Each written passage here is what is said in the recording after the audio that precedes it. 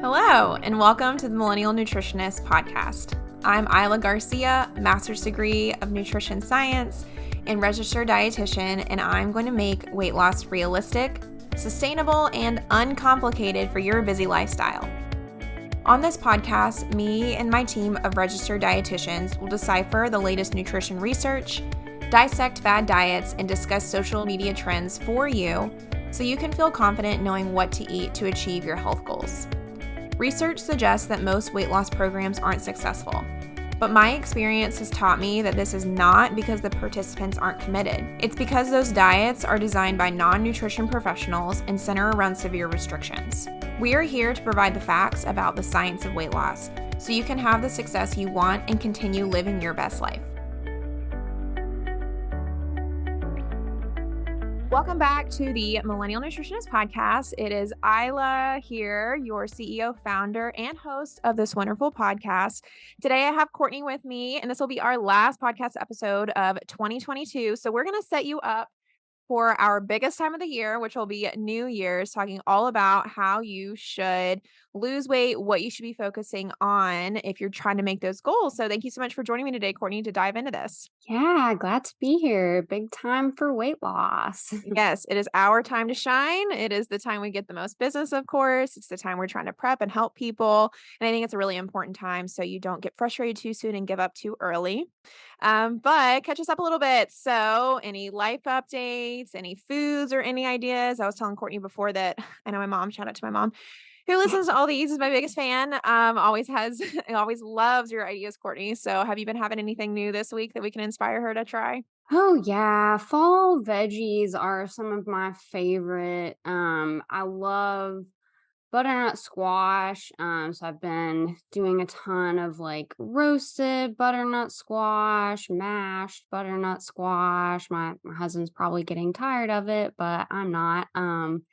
Also Brussels sprouts are some of my favorite. I love like maple and balsamic roasted Brussels sprouts. I feel like Brussels sprouts get a bad rap because, like, a lot of people when they were growing up had them like boiled or something. But if you roast them and get them kind of like crispy, they really are like my favorite veggie.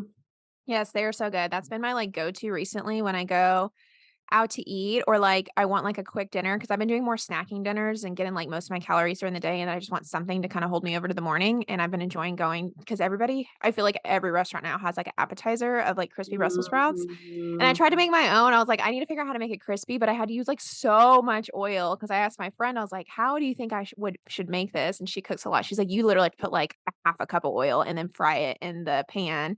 Or are you able to get it crispy in the air fryer without that much oil? I haven't tried that.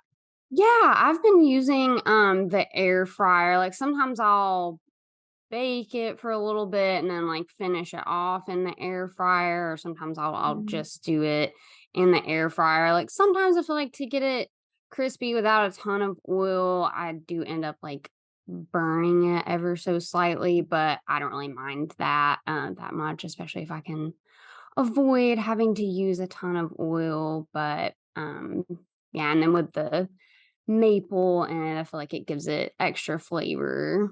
Yeah, sometimes I love, which I'm glad that I found a use for this, is use like balsamic glaze. I use it Mhm. in the summer. I love doing like caprese salads, but I never know what to do with the expensive bottle of balsamic glaze. And so when I do Brussels sprouts, even sometimes when I buy them out at a restaurant and there's not enough flavor, I'll just like come home and put that on there. It's so good. Yeah, yeah. What about you? Any new meals you've been trying lately? Let's see. We've recorded a lot of episodes this week, so I've used up a lot of my ideas and I just cook for myself. I'm married, but my husband eats all of his meals at work. So I operate as a single person. So I eat the same thing all week. But this orzo soup, and it's not like full of like it's not like the full of like all these like trendy healthy things. It's literally just orzo pasta with water, some chicken bouillon, and a cup of canned tomatoes and some marinara sauce and you mix that in. And so I do that as I do like honestly a huge bowl of it, which I mean there's some protein in pasta, so that kind of covers my base there. And then for lunch, I've been doing just like that with like lentils on the side for my protein, and then a bunch of arugula.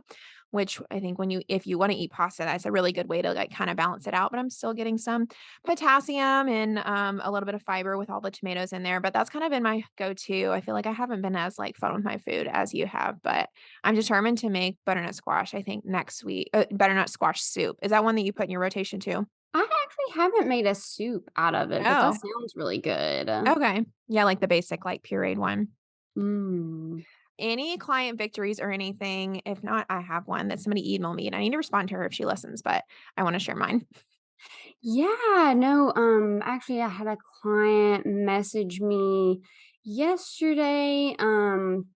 She had been sort of used to doing like the really restrictive diets that we talk about all of the time. And so, I feel like those types of people, they're used to like losing a bunch of like especially water weight in the beginning, and so when they don't see the scale moving as fast, sometimes we have to kind of like talk through why that is. And so she had at first been feeling like the scale wasn't moving as much as she hoped, but she sent me like some photos of herself a couple months ago before we started working together versus now. And you would have thought she had lost double the weight that was showing up on the scale, and she was just like so excited looking at photos of herself now versus 2 months ago, and just talking about how much more confident she felt. And I feel like just seeing those photos really helped reinforce to her all the progress that she has made, just because I feel like when we're seeing ourselves in the mirror every single day, you don't really notice those changes that are happening over time. But, in the photos, she had lost several inches off of her thighs, and like her waist was way more defined. And she was just talking about how much more confident she feels, and also that she was able to like go out over the weekend and have crepes and drinks with her husband and not like feel guilty about it, and know that she was still going to be able to lose weight. And so it's always just fun celebrating those client victories. Yeah, what do you feel like you helped her with or she learned that helped her lose weight? I feel like she definitely wasn't eating enough protein, and she also was working out a lot, but even before we started working out or working together. But she wasn't fueling those workouts appropriately. So I feel like she's definitely gained a lot of muscle since we started working together, and like she's been enjoying her workouts more just because she's been giving her body adequate fuel even while she's working on losing weight. Awesome. Yeah, sometimes it can be like those like simple things and I always like sometimes I get worried. I'm like, okay, like we'll see, what happens with this client. You're already doing so well. And I'm always amazed too. Those like simple little things really help so much. And I'm sure like accountability from like a one-to-one coach also keeps them more in line with everything. But I had a client who I worked with, I guess it was before I moved, and I've been in Texas now for like almost a year. So, I mean, I guess we worked together like a year ago. She came back like 6 months later and asked to do a follow-up because she unfortunately like had gained weight back. Her doctor put her on metformin like halfway through working together. And I don't know if you've had a client like this, but every time I have a client that starts on metformin, they crazily gain weight. It must be water retention or something. And it messes their digestion up. It's crazy, but the hopes that it'll fix their insulin resistance so that they'll be able to lose weight more normally. And so she was kind of defeated when we did a monthly follow-up. We allow for like individual sessions for previous clients if they need to touch base. So her doctor was recommending that they start looking at like a little bit more like paleo stuff because she had a lot of hormone imbalances. And she messaged me today or yesterday. She's like, I just want to follow up and let you know, since you were like along this journey with me, that like I'm down under 200 pounds now. I think when we worked together, she was like 216, and then she lost like 7 pounds, but then she unfortunately gained all back with the metformin. And so now she's like lost even more. She's like, I just want to let you know that like even though we spent 3 months together and we didn't see a lot of weight on the change on the scale, then like everything that I learned, I kept up with, I kept doing. And then like here a year later, she's lost like so much weight. And it almost brings me to tears because we never really know if like within just 3 months, I feel like if we will, make that much of a difference. And even as a dietitian, it's so nice to hear that clients still do well and that we like make a big difference and that she's doing so well with everything and kept up. So it just made me super happy. Yeah, that's awesome that she was able to, even after the experience that can be super discouraging of gaining the weight back, that the habits that you guys had worked on together, she was able to still like stick to that, continue on with it, and be dedicated enough to, lose the weight once she kind of got some of that hormone imbalance under control. Yeah, it was so nice and rewarding. So if any other clients want to reach back out and let us know that we are being good dietitians, it is always appreciated. Do you feel like you're tired of trying every new diet out there whenever you're ready to lose weight, but you never really find long-term success because it's either too restrictive or just not conducive to your lifestyle? Well, then let me tell you about our 3-month lifestyle reset program. This is an individualized weight loss approach where you'll be going through our proven 6-step method and you'll be led by a registered dietitian. By becoming a client of the program, you'll be able to learn how to control your weight, increase your energy and confidence, and also improve your overall well-being. Not to be dramatic, but a lot of clients tell us that they actually change their lives by going through the program and finally find a sustainable weight loss solution when they actually haven't found that with any other program. If you are interested in becoming a client, sign up for a discovery call on our website, themillennialnutritionist.com, with me, Illa Garcia, and I'll help match you with one of our registered dietitian coaches based off of your challenges and their nutrition expertise. If you're ready to find a sustainable weight loss solution in a non-judgmental and encouraging environment, I hope you'll connect with us soon.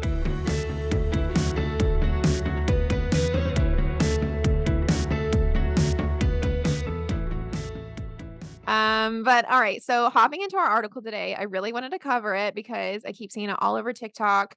That the idea that the Kardashians are reigning in this like skinny body being the trendy body again. So I feel like the Kardashians are huge trendsetters. And when they were, I think, more showing like their full figure, I feel like that became more of the style with what is it like Brazilian butt lifts and like injecting fat in certain areas of your body in this big hourglass S shape. Recently, I don't know if you've seen, because I know you're not on social media as much, that they have lost a crazy amount of weight. I feel like it kind of started with the Marilyn Monroe dress. Mhm.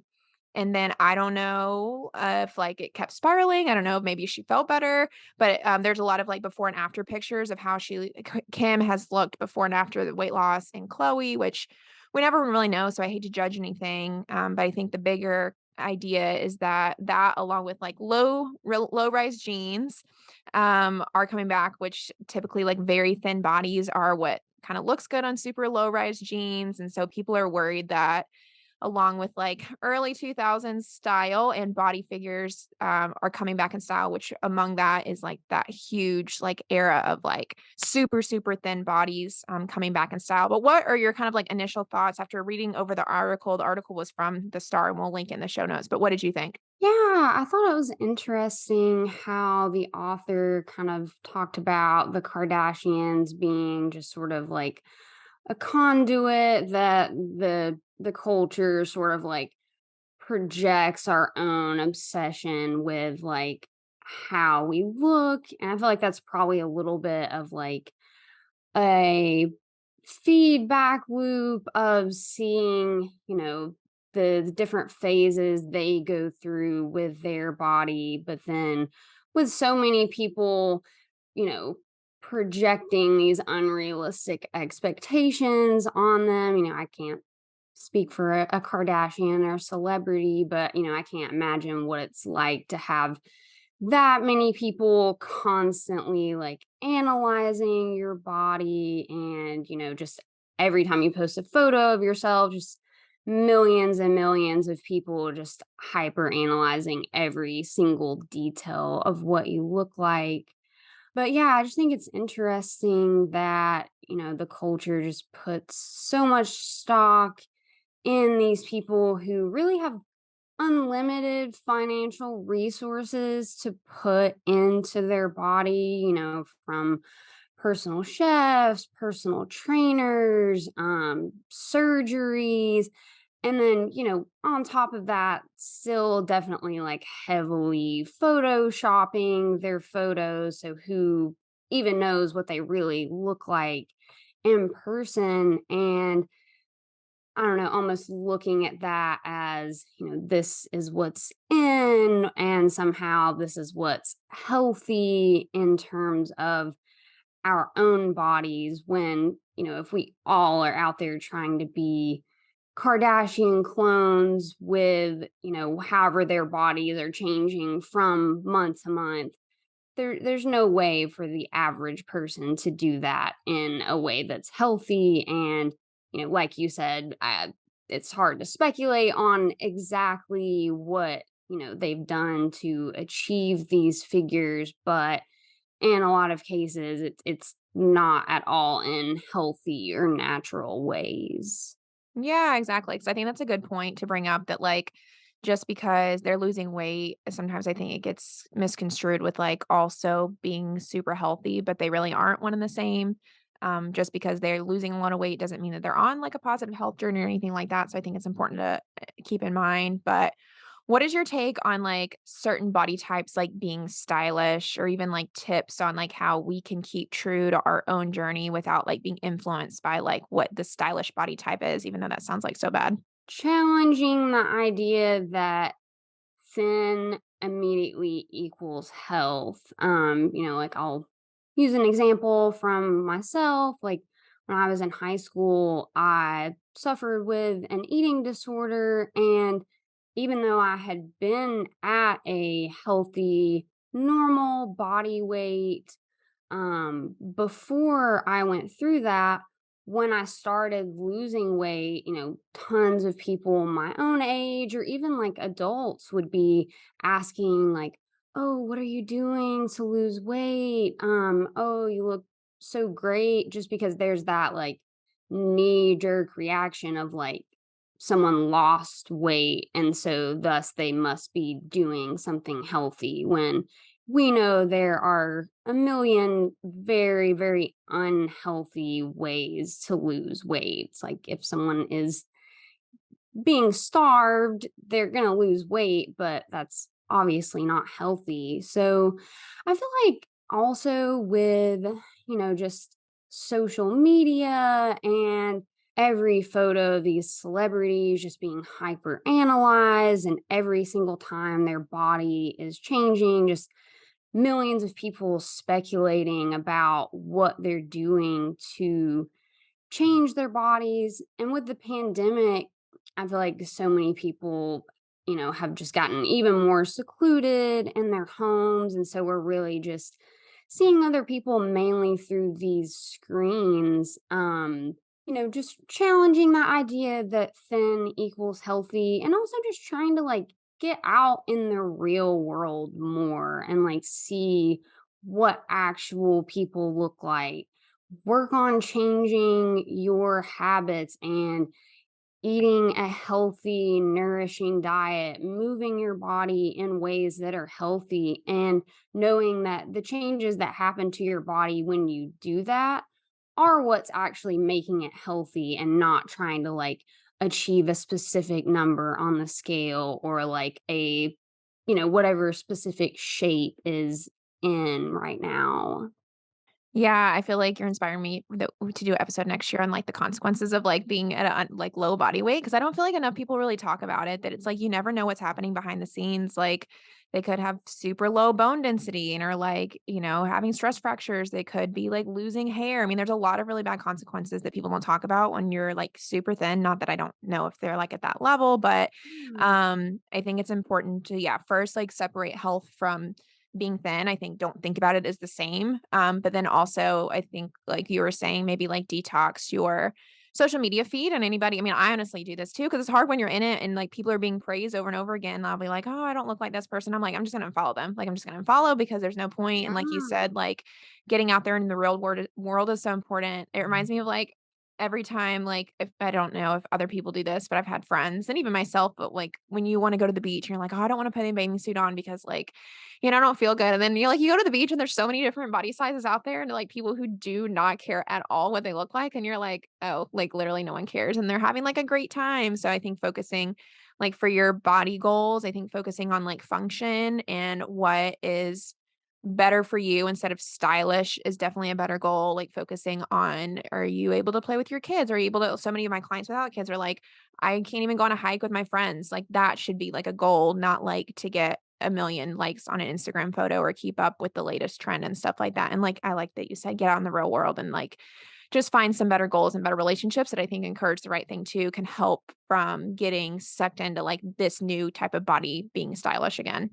Yeah, absolutely. And I like what you said about, detoxing your social media feed. Like if there's someone whose page that every time you look at it, you just feel bad about yourself, unfollow that person. Or if you're just spending hours and hours and hours scrolling through all these unrealistic body standards every day, like set a goal of, limiting your time on that.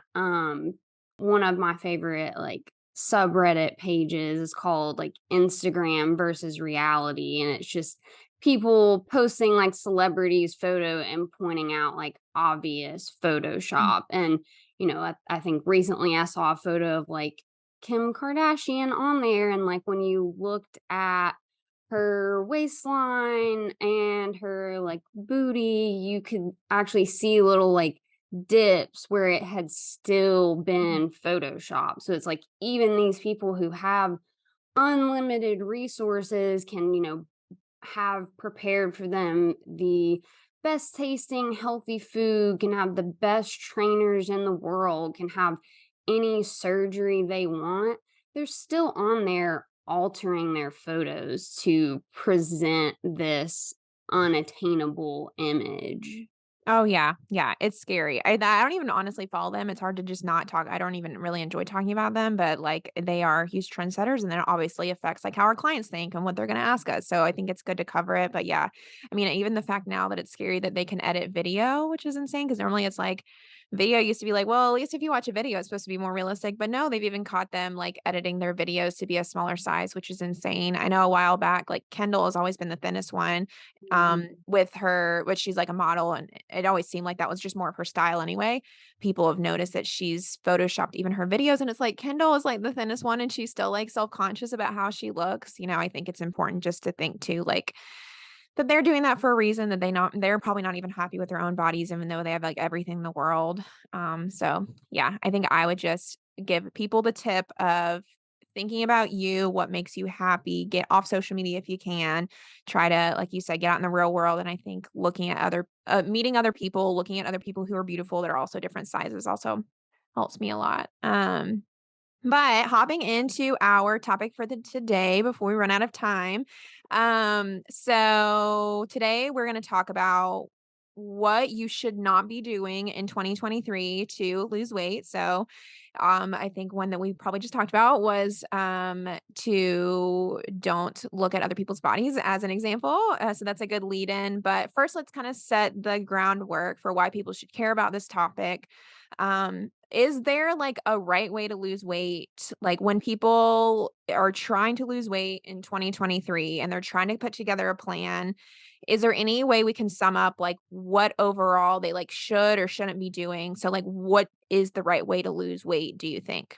What works for different people is going to be slightly different. There are certain foundational things that obviously we focus on with all of our clients, but you need to be eating enough where you're still providing your body with the right micronutrients. So if you're cutting down your calories so low that you can't meet your body's micronutritional needs, you're going to cause some form of malnutrition. You're going to potentially slow your metabolism. If you're cutting calories down way too low, you're going to potentially lose muscle, which is also going to negatively impact your metabolism.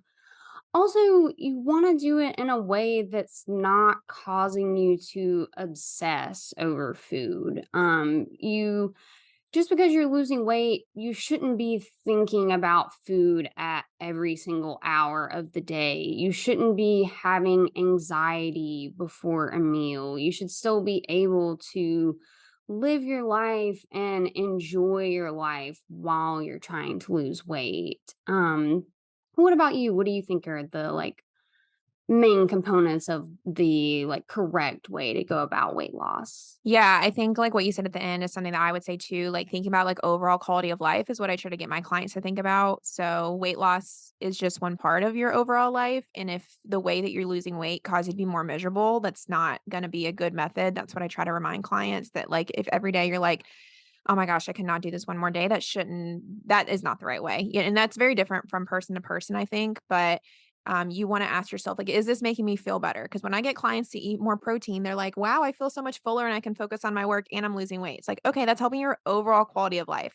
When you're eating more fruits and vegetables, like typically it's going to make you feel more hydrated. It's going to make your skin better. It's going to make you also have more energy and it's going to help you to lose weight. So you want to think about things I think that like help your overall quality of life because that goes back to if you're rapidly cutting calories and you're more tired, you're more stressed out, you're nervous about going to every single event, that's not helping your overall quality of life. And unfortunately, I don't think a lot of programs teach that you can have a better life and you can lose weight in a healthy way at the same time. So I think that's like my one way to sum it up, which I think is kind of like what you were saying too. What do you think happens when people lose weight the wrong way, or like what way do you like not recommend people losing weight?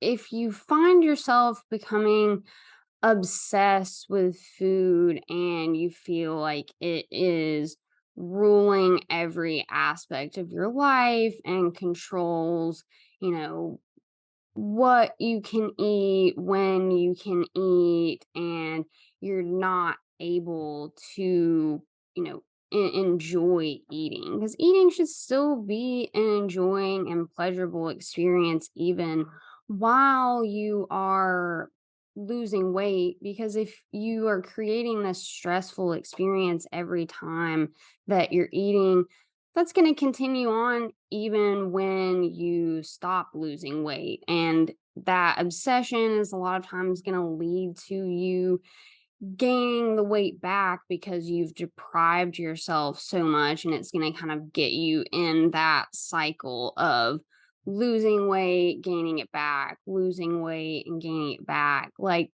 I've had a client recently who had done low carb in the past, and so she had had some success with that, but every time she would stop, the weight would just come right back on. But she had been convinced, like, no, it's more of her willpower for not being able to keep cutting out the carbs that she was gaining the weight back.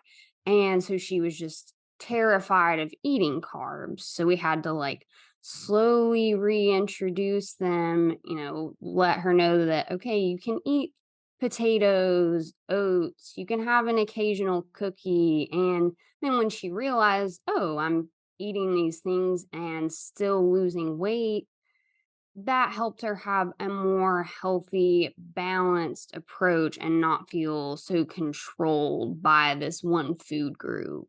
Yeah, yeah. I feel like you're kind of saying or exactly like what I said again. And it just goes back to making sure you're healthy. And I think making sure that you are having like a sustainable approach that actually like makes you feel better and also kind of like founded in science. So I think to add on to what you're saying, like making sure that I think the wrong way to do it is if you're following somebody that doesn't know anything about nutrition or like isn't a dietitian or is a program, like really look at the, I think, testimonials or the long term results of the participants of the certain diet or something like that. And that I think could show you like a wrong way to lose weight if people are saying that they're miserable or they couldn't do it. Like I never really had a client say like I can't do this forever.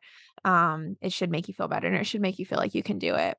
Let's give some tips on, or I guess just some things of not to do in 2023.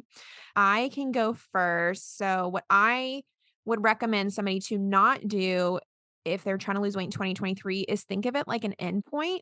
So, sometimes I have clients who are like, I want to lose weight before I have a baby, which I get it. Like, it's kind of scary to like be at a heavy size and then like think you're going to gain more weight. And then you're going to have to start like at losing 50 pounds instead of like the 20 pounds or whatever. But something I try to encourage clients is to think about, it shouldn't really be an endpoint. It should be, a lifestyle change. It should feel like you are making these changes for the better. It should make you want to stick with it. And I think that'll make you want to stick with it longer. So like, for example, if you're like, I'm only going to do 30 grams of carbs because I'm trying to lose weight before I have this baby. But like, then what happens after? Like, you're going to have to continue to do low carb forever, which instead, if you kind of look at like the root cause of like, I am trying to be healthier and lose weight by eating more produce. And that's a long-term change.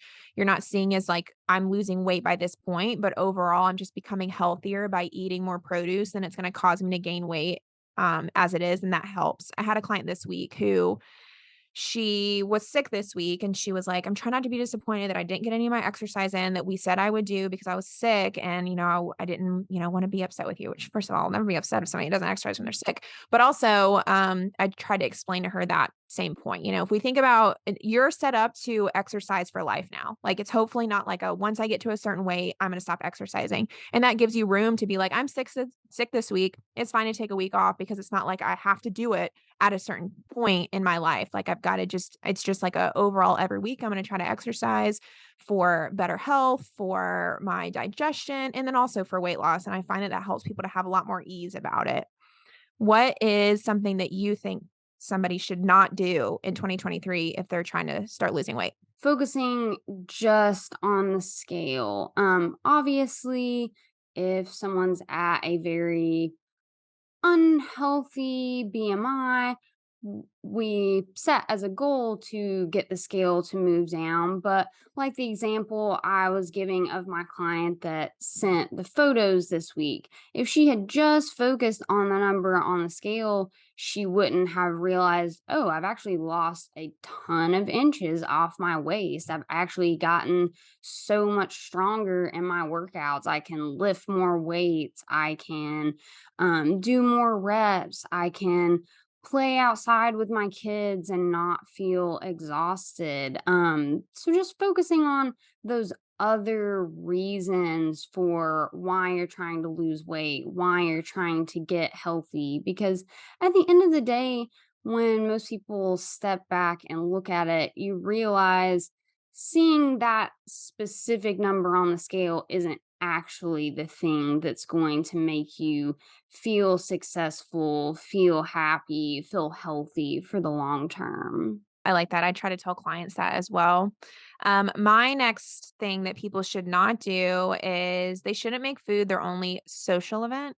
So this is kind of like a new thing that I'm learning, I feel like in 2022 to help clients is sometimes I do you get clients who are like, well, food, I am a foodie.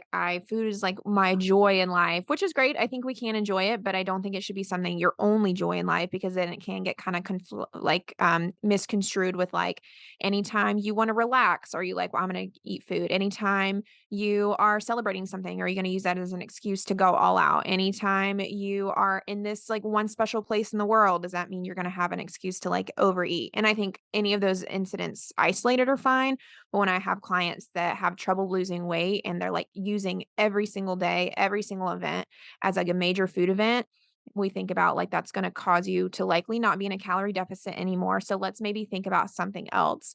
I know Catherine's brought up in other episodes that I like to say too is, thinking about the people you're with instead of just the food if you're at a celebration, thinking about other joys in life. When you go out to eat, instead of using it as like an excuse to eat all this high calorie food, think about how you don't have to do the dishes that day. You don't have to plan your meal. You don't have to go to the grocery store. There's a lot of things you can celebrate, even if around food, besides just the overeating part. And again, I want to stress that I'm not saying that we shouldn't enjoy food in our life, but I think it should be sometimes taken down to only like 20% of our enjoyment and not 100%. And it's something I've kind of had to personally work on too, like a while back, because I use food as like a huge, like celebratory thing. And every time I was stressed out. And so some things that I think have kind of helped me is like, instead of debriefing at the end of the day with like a big dessert, like debriefing with like a nice bath with like expensive essential oils and a really nice TV show that I watch, or debriefing with an afternoon walk with a friend. And it just takes kind of like, I feel like rewiring those neurons to tell myself that those are rewards instead of just like 3 brownies at the end of the day has helped, and also helps like some clients, but that can be kind of think like kind of like a long journey. What is another one that you have that clients or people should not do if they're trying to lose weight next year? Skipping meals. So I feel like with intermittent fasting being popular, or just a lot of people like skipping breakfast. A lot of people are in a rush in the mornings. And so it's just easy to be like, oh, well, I'm gonna just cut these extra calories out, and that saves me a whole meal worth of calories, where I can, you know, maybe do what you were saying and like have all this food or these desserts in the evenings. Really skipping those meals, I find that for so many people, they end up making it up plus some somewhere else, because it's like when your body has been deprived of those nutrients, your blood sugar dips down, your hunger hormones are all out of whack, and your autonomic nervous system just kind of takes over and is going to cause you to like seek out those really high carb, high sugar, high fat foods to make up for depriving yourself earlier. So even though it might seem like, oh, well, if I'm not, you know, that hungry, I know it's been a long time since I had a meal, or I can just skip breakfast, you should probably still have something, eat at those regular intervals, and that's going to make it a lot easier to stick to your calorie deficit, even if it seems like skipping that meal is going to be an easy way to cut calories. Yeah, I had a client this past week who was kind of doing that. She would like, will work through her lunch, and then I asked her, because she was worried, she was bothered by it, and it not necessarily is a bad thing unless it's causing you to like overeat. So I was asking her, why do you feel like skipping your lunch is like affecting you negatively in your weight loss? And she's like, I think because subconsciously I'm in my head know that I've like have 500 calories that I can eat later on the day, and then I overdo it and eat like 800 extra calories because I'm so hungry. So she's already eating a lunch, and then it's helped her to like overall decrease her calories. So I think just a good example of like why you shouldn't do that. You shouldn't not make time or prioritize yourself. This is something I tell clients too, which can be really hard because with a lot of my clients that have a harder time losing weight, a lot of times it comes down to just like not prioritizing time for yourself for your wellness goals, which I think can be hard if like your life isn't really set up for this. So we a lot of times get people who I guess like are a quarter way through their life and they've set up certain things that make them less of a priority. So like they've devoted themselves to work, or they've devoted themselves to being a mom and putting their kids above themselves, or their family or their friends aren't necessarily up for like going for a walk or not going out for pizza and stuff like that. And not that I think you should isolate yourself, but there can, I think, be a balance instead of doing like all or nothing. So a lot of my clients, I, say, is there anything you can give up at work? Or, when they realize that work is constantly getting in their way of taking that lunch break or leaving 20 minutes earlier to go on a walk. Like, I feel like your work should allow you to, set a dead time or a time to be like, I've got to at least eat a 10-minute lunch today. You can work with us. I give clients all the time. Like, we can pack a little sandwich and a protein shake. You can do it in 10 minutes. And so I think prioritizing yourself is really important. If you're going into 2023 thinking that you don't need any extra time for yourself to lose weight, I think you're setting your success self up for not to be successful. If your family or your friends are every Friday going out to eat pizza and it's like always your downfall, or your partner is always wanting to go to this super high calorie restaurant, first of all, try to order yourself a lower calorie meal, but also see if like they'd be willing to go on a walk to be social with you instead of just going to these places that you constantly feel like super tempted or out of the left out from not enjoying like all the high calorie foods too. So that's what I would say. Try to prioritize yourself. Like, don't neglect yourself when you're on a weight loss journey. It doesn't have to be like you're totally isolating yourself, but it can just be take back that like 20-minute lunch break. What is something else that you think people should not do? Not eating while distracted in general. Like, We're all guilty of it at some points, but trying to break away for that 20-minute lunch break, not eating while you're scrolling through your phone or watching TV or while you're like picking up after your kids. You really need to set aside that time to sit down. That way, you have time to thoroughly enjoy your food, thoroughly chew each bite. And that way, you're able to get more in tune with your body's internal hunger and fullness cues. Because I feel like we're all so caught up in just the fast pace of our world today.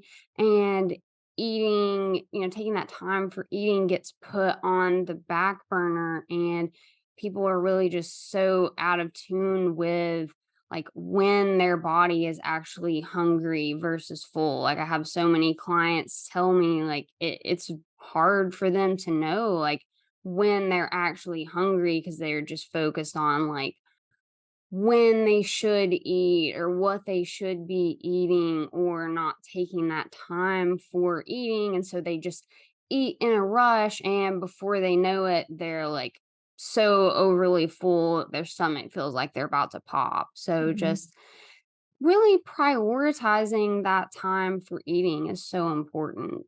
Totally agree there. My next one would be to not ignore the root cause of your overeating. So I think a lot of stuff I see online or a lot of newer clients that I get in the beginning are always just wanting like swaps for like lower calorie things, which is great, I think, every now and then. But if we are just like going from high calorie situation to high calorie situation and never actually thinking about like why you overeat, which I think is definitely more of a psych thing, I don't think you're really ever going to get over it. So like for example, I had a client once who one of her, like, downfalls when we looked at her daily, MyFitnessPal diary is she ate, like, pretty good meals, but then at the end of the day, she would, like, eat, like, some sort of, like, or, like, it was, like, one snack or one, like, high calorie thing at the end of the day that was just, like, putting her over by, like, 300 calories, whether it was, like, a thing of ice cream or, like, 4 glasses of wine or, like, a bunch of candy in the office or something like that, and it's, like, every week we tried to work on, like, okay, why did you eat that high calorie ice cream? Like, is there something we can swap to? Can we do like some relaxation techniques without using food? And then she would do that, but then like the next week she would go to the office and then like end up eating like a lot of high calorie food because there was like snacks out that she would eat. And then we would kind of work on that and figure out like, okay, we can do like a lower calorie thing that you could bring.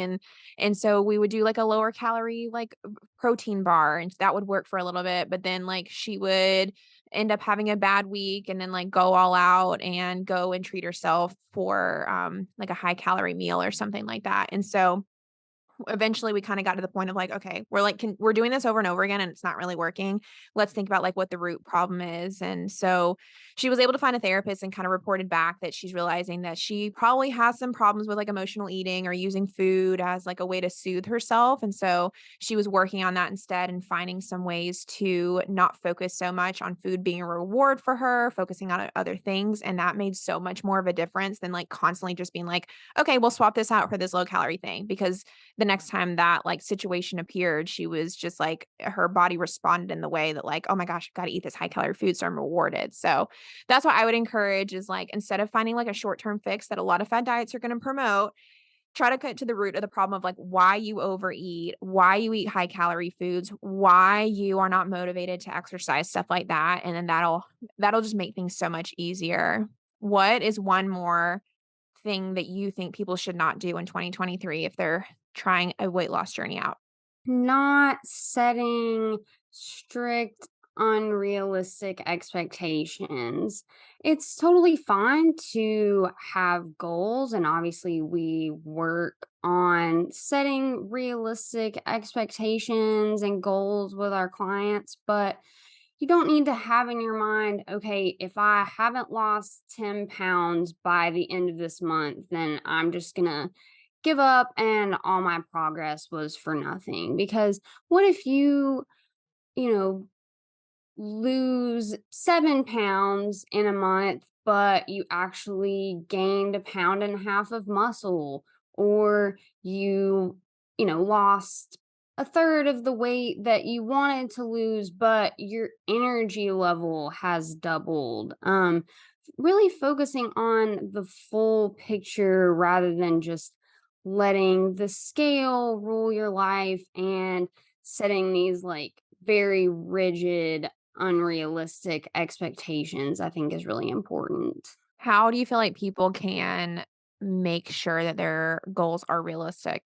Working with a dietitian who can let you know what a realistic, healthy weight loss goal is, what a good goal is, where you're still meeting all of your nutritional needs. And I think a good indicator too is, if you're having to be so restrictive on yourself that you are obsessed with food or your energy levels tank, that's probably a good indicator that you are setting unrealistic expectations. Yeah, and I think if it just is not conducive to your lifestyle, I don't know if it's, like, very realistic. I think that if it's, like, really ask yourself, is it, like, healthy?